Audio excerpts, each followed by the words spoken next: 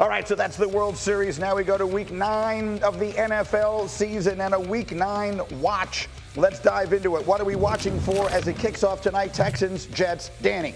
Can the Jets score offensively 25 points? As it sits right now, the Jets are the only team in the NFL that have not scored 25 points this year. Houston's down with people offensively. They still have C.J. Stroud. This is a big-time defense that the Jets are going against.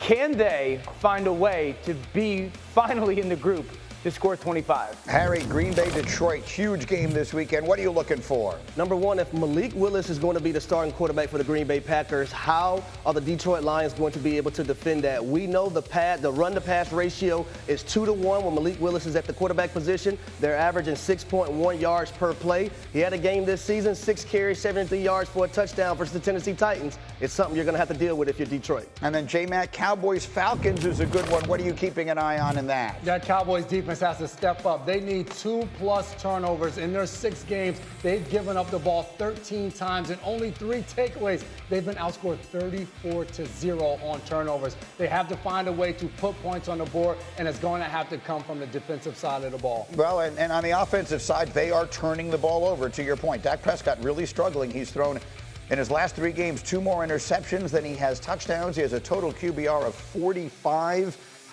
He's also been sacked 8 times in that span, so it has been a really messy little stretch here. And Dan, I want to come to you immediately on this because we went a little long there, but you said the other day that the Cowboys offense drives you crazy. You said it reminds you of lined paper. Just everything is a straight line. Mm-hmm. I gave you a homework assignment. I said, you need to show us what that means. What does that look like? And you did. Yeah, so pass game-wise, everyone just runs in straight lines. It's easy for the defense to kind of break off almost a quadrant of the field and just pay attention to that guy. 2 examples in their pass game that show it to you. If we were just drawing lines, end zone to end zone, watch where they start and watch where all the players that were in those corresponding lines end up. These are just straight lines from everybody on their offense. Easy for the defense to defend, ends up in an interception. Another opportunity where if we just watched straight lines get drawn, there's no deviation, there's no lateral, there's no horizontal. Those guys just line up, they run straight, and they turn around to the quarterback. I think the second thing is in their run game, their quote-unquote shifts or motions actually hurt them. Now, they're going to shift the tight end from the top to the bottom. Pay attention to the safety at the top, almost near the top of the 40, okay?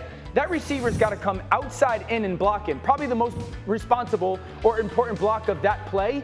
But when that shift happens, he actually gets closer to the ball. It's a harder block for the receiver. Again, watch everybody on the 49ers defense shift over with this motion. The most important block on this play is the backside linebacker, but the motion brings him closer to the ball. And so I think their pass game, again, very straight lined, easy. And then in their run game, it's almost like the motions that they're trying or shifts that they're trying are actually negatively impacting their ability to make blocks. The run game hasn't gotten going all year long. As Hembo pointed out, 351 runs in the NFL this year that have been for 15 yards or longer. The Dallas Cowboys have exactly none of them. That's right. So with them not being able to run the football, it complicates everything on that offense. Well, look, I mean, we can make football seem very complicated. There's nothing that people are better at than that. But at the end of the day, it can be boiled down to something very simple.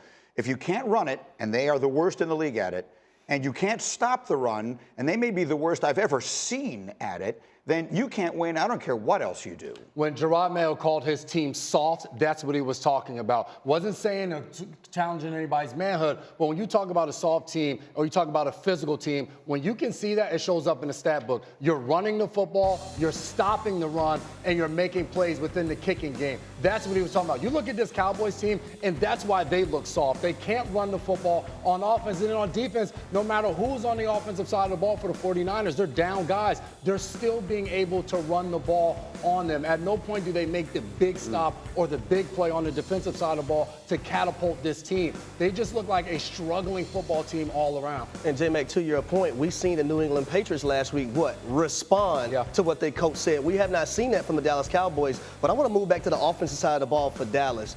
I think also when you look at Dak Prescott and CeeDee Lamb, those two guys are so dynamic. I don't feel like anyone else offensively is on that team. So your job as an offensive play caller is to make sure you put your players in the best position to be successful, whether that shifts, motion, so they can create leverage. And the Bears' playoff hopes were crushed by that Hail Mary against Washington. If I said that, would you say it's fact or fiction? I'm going to say fact. They played well enough to win this football game, but this Hail Mary and the loss in that L column, coupled with a schedule that is absolutely brutal for the remainder of this season, every win was going to matter because of the division they play in. To not get that one on the road and to lose in that fashion, trying to come back from that, I say fact. I'm completely with you. They actually have the hardest schedule remaining of any team in the league. Harry, if I said Patrick Mahomes and the Chiefs are going to go undefeated, is that fact or fiction? I'm going fiction, Greeny. They got to play the Denver Broncos twice. They got to go to Buffalo, go to Pittsburgh, and also play the Houston Texans. I don't think they're going to be able to go undefeated, but I do have them as a favorite to win the Super Bowl and three-peat. We also know that Andy Reid doesn't play the starters late in the season if they've got everything wrapped up, so they may not go for it even if they can. J-Mac, if I said Jalen Hurts has put the ghosts of 2023 behind him, would that be fact or fiction? I'm going fact on that one, Greeny. You look at this team and Jalen Hurts since the bye week, 0 turnovers. Before that, he had 27 dating back to the beginning of last season. They have figured out their winning formula, running the rock and explosive plays in the pass game. Jalen Hurts looks more like himself over the last 3 weeks. Well, Schefter, I'm old enough to remember when this was team turmoil, right? When last year disintegrated and then this year started with a lot of questions and the coaches yelling at his own fans. Have they put all of that behind them? Is that now a thing of the past and they are Eagles flying? I don't know that people are ready to say that yet when we've had this team on the ropes as recently as a couple of weeks ago, wondering if they were going to collapse. But I think what we're starting to see is that Kellen Moore, the offensive coordinator, has taken hold with what he's done there in Philadelphia. We're seeing that the defensive coordinator, Vic Fangio, has made a difference. This team made 2 dramatic changes at the coordinator positions after the collapse of last season. And it takes a little while to learn the systems, learn the personnel, for everybody to get up to speed. Everybody's starting to get up to speed. They're playing better. I don't know that they're past everything yet. There still probably will be obstacles and challenges along the way. It's Philadelphia. But they are moving in the right direction right now with the trade deadline ahead Tuesday. Number one, they figured out who they are schematically on offense. And then number two, their guys on defense, specifically the young players, the Georgia boys, are starting to play big-time football. This is a play-action pass offense. In last year, play-action pass-wise, Jalen Hurts was terrible. I think he was like 25th in the league. Right now, he's the best play-action pass quarterback in football, QBR-wise. And that's the thing with Saquon's addition, and they want to run the football. It's a little bit like the Packers did last year with Jordan Love. They committed to making sure that they protect Jalen Hurts. A couple things from this past week. They want to make sure if Jalen's going to hold the ball, they have the people to do it. So you get the tight end in the back end. They're part of that play action. You got double teams on the inside. Lane Johnson, the Hall of Famer's by himself, but everybody else can hold up. This play takes 4 seconds to get the ball in his hands, but it also equals 20-plus yards in their completion to A.J. Brown over the middle of the field. 7 guys into protection to make sure this happens. I think this is the play of the game. Minute 30 left in the first half. They got 3 points. They motion. They get double chips. What does that do? Number one, I have a triple team on the inside. I have a double team backside. Lane Johnson by himself. I can pull the backer with my eyes, and then A.J. Brown sits in a soft spot, and he's aware enough to back up. But again, the protection to allow him to hold on to that football. 12 personnel, 1 back, 2 tight ends. Motion that tight end over. What's the theme for the Eagles? Play action and 7-man protection. What does that do? I get double team, I get double team, I get double team. The quarterback can hold the football, and that creates separation for A.J. Brown. That's the big change over the last 3 weeks. They have become a play-action pass offense, and it's changed their philosophy. Halloween is a good marker in an NFL season, right? We're into it now. You got Halloween, then Thanksgiving, then you really know where everybody stands. When we make a short list of teams we could see coming out of the NFC and going to the Super Bowl, Harry, is Philadelphia on it? Most definitely. And it's because basically, like Dio said, that defense is starting to play up to their hype. That defense is going And I got now. 2 plays that show you exactly what I'm talking about last week versus Cincinnati. You had a 3rd and 1 situation, right? Critical time in the ball game. You're going to see the veteran, Brandon Graham. Boom. Stop stuff this run right here. Now it brings it to a 4th-and-1 situation. But, hey, we need the young guys to be able to step up, too. Jamar Chase goes in motion. Cooper DeJean tackling Jamar Chase in space. That altered the ball game and basically turned things for the Philadelphia Eagles, and they were able to get a win. That's exactly right. That game is close, and then all of a sudden it isn't. Are the Eagles back to being what we thought they were the midway point of last season? Yes, I believe so, because you look at them and they went into their bye week, and we kind of laughed at the notion of Jalen Hurts talking about harmony, him and Sirianni talking, but their entire defense and their entire offense has changed. You look at what they're doing on offense, and to Dano's point, as a defender, the one thing we used to talk about, if we don't let the ball go over our head or get behind us, we have a chance. For them right now, they're running the football, and then when they throw the ball, it is going over the heads of the defense. Yeah. Explosive plays absolutely kill you on the defensive side of the ball, and that's what the Eagles are majoring in the last 3 weeks. I think something else to notice about them offensively, Jalen Hurts in the first 4 games had 30 or more pass attempts. The last 3, no more than 25. It's not about how many times you pass it, but how significant you can be and how meaningful those pass plays can be. And they're 5-2 right now. And they play Jacksonville on Sunday. Right. They should walk all over Jacksonville. 6-2. Now you get the Dallas Cowboys. You should be 7-2. And now you're starting to cook here and starting to talk about hosting playoff games maybe. The one thing, they start slow. Yes. They still have not scored in the first quarter. 1 point. When does that catch them? That's the thing that I'm paying attention to. They are the only team with 0 points in the first quarters of games this season. We're just getting rolling here. Commanders are 6-2. Dominique Foxworth had very high praise for their young quarterback. He even went so far yesterday as to say this.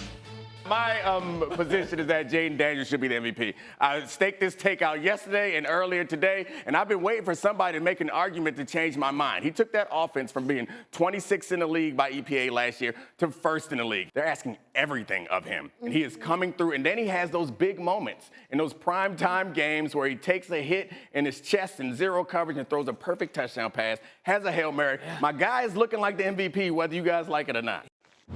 So that was part of a debate yesterday. Those guys have been replaced by these guys. Is Jaden Daniels the MVP? Dan? No, he's in the conversation now. The MVP is still Lamar Jackson, probably Derrick Henry, Josh Allen, Jared Goff. Listen, no one has championed Jaden more than me. I remember being on the show in the spring saying he should be the #1 pick. So I love him. He's in that conversation. But to sit here and say, you know, they're putting everything on him, I would disagree with Dom. Number 1, their run game in Washington has been absolutely spectacular. Brian Robinson, in the league. Absolutely. Number 2, the defense is balling right now. So Jaden's been spectacular. He's in that conversation. He's not at the top of the list. You mentioned Lamar Jackson, who does have Derrick Henry. You mentioned Josh Allen, who's got a whole bunch of talent around him. Jared Goff has got a great running game. What does Jaden Daniels have in Washington right now? I know Brian Robinson is good, but the surrounding cast in Washington isn't nearly as good as it is anywhere else. We're 8 games into the season, so there's a lot of football to go. But if we extrapolate this start over the course of a full season, if you take this 6-2 record and make it 12-4, then Jaden Daniels may be the favorite to win the MVP in the league. Jaden Daniels is going to win. He would. Look, the last rookie to win the MVP in the NFL was Jim Brown, so it's been quite some time. But I'm completely on Dom's side, by the way. If you take the V in the MVP seriously, no one, I think, has achieved more with lesser expectations. Go find me the people who told me that lesser talent around him. That was going to tell us that Washington was going to be sitting where they are right now, and it is all because of that kid. Absolutely. You can take out Jaden Daniels' name, you could put C.J. Stroud because he did the same thing last season, and he wasn't the MVP. And he wasn't because there were other guys that performed better. And I look at what you just said, Dano, what Lamar Jackson has done. They lost this game this past Sunday because they don't have anybody that can go out there and defend the pass, and they can't catch an interception. But Lamar Jackson, a 2-time MVP, is still doing things that are absolutely historic. And yes, they've added Derrick Henry, but I'm not going to take that away from what he has done on the offensive side of the ball and how he's leading this team. And Jaden Daniels does have Terry McLaurin on the outside, one of the best receivers in the NFL. Zach Ertz is playing his ball. And when you can run the football like that, it opens up everything else. I think, first of all, I think a lot of people are minimizing the free agent acquisitions that the Washington Commanders brought in this offseason that are veteran players. When you look at Bobby Wagner, when you look at Dorrance Armstrong,